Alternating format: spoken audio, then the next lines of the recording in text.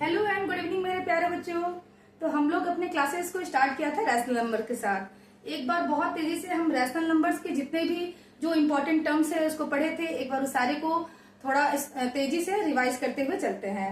तो हम लोगों ने सबसे पहले क्या पढ़ा था रैशनल नंबर्स में? नेचुरल नंबर्स को, होल नंबर्स को, इंटीजर्स को। उसके आगे हम लोगों ने एक आध प्रॉपर्टीज भी देखे थे। उसके बाद हम लोगों ने कम्यूटेटिव प्रॉपर्टी, एसोसिएटिव प्रॉपर्टी, वो सारे जो प्रॉपर्टी है उन सारे प्रॉपर्टी को अच्छे से डिफाइन किया था, समझा था। और अब उस प्रॉपर्टी का असली यूज जो है ना वो बच्चों आप लोग सभी को मिलने वाले हैं। तो हम लोग जो है वो प्रॉपर्टी पे जितने भी क्वेश्चंस बेस्ड हैं उसको एक्सरसाइजेस के द्वारा, कुछ इंपॉर्टेंट जो क्वेश्चंस होते हैं उसके द्वारा अपने क्लासेस में देखेंगे, जो आपके एग्जाम में पेपर में आपको देखने को मिलेंगे। तो चलते हैं अपने क्वेश्चंस के ऊपर, आइए।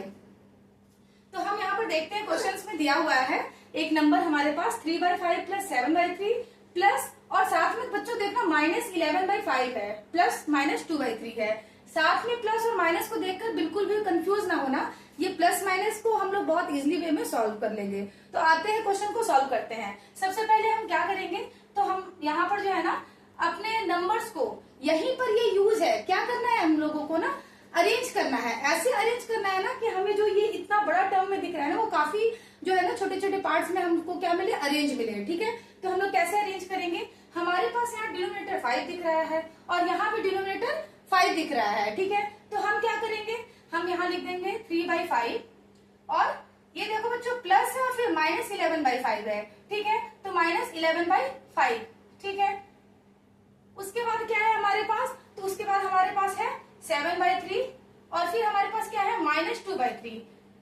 देखो बच्चों यहाँ कंफ्यूज मत होना कि मैम यहाँ प्लस भी तो था। अगर तुम इसको सॉल्व भी करते हो इंटीजर वाइज तो प्लस और माइनस मिलकर माइनस ही होता है। ठीक है, तो बिल्कुल भी कंफ्यूज ना होना। वैसे भी हमारे प्लस को तुम छोड़ोगे ना तो -2/3 ही है। ठीक है, तो दोनों को हम लोग क्या करते हैं अलग अलग सेट में रीअरेंज कर लेते हैं। ठीक है, अब काफी इजीली वे में ये क्या होंगे, सॉल्व हो जाएंगे। कैसे सॉल्व होंगे, तो दोनों का जब डिनोमिनेटर सेम है तो बिल्कुल हमारा जो है ना एलसीएम 5 हो जाएगा। और इसको अगर हम लोग माइनस करते हैं, हम ऐसा समझ रहे हैं कि तुम लोग क्लास 8 में हो, तो इसको बहुत ज्यादा लंबा प्रोसेस से सॉल्व करने की जरूरत नहीं है।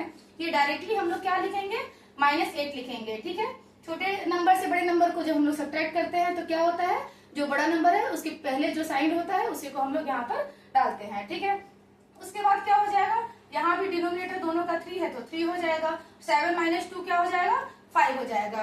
ओके, और 5 और 3 का एलसीएम हम एक बार बहुत इजी वे में बताए थे, इजी कंसेप्ट के साथ, कि हम लोग डिनोमिनेटर्स में देखते हैं कि बड़े नंबर कौन सा है और उसके मल्टीपल्स को पढ़ते हैं। ठीक है, तो 5 के मल्टीपल्स को अगर हम लोग पढ़ते हैं तो क्या होता है, 5 3 15 और 15 जो है वो 3 से भी डिवाइड हो जाएगा, तो हमारा एलसीएम क्या हो जाएगा, 15।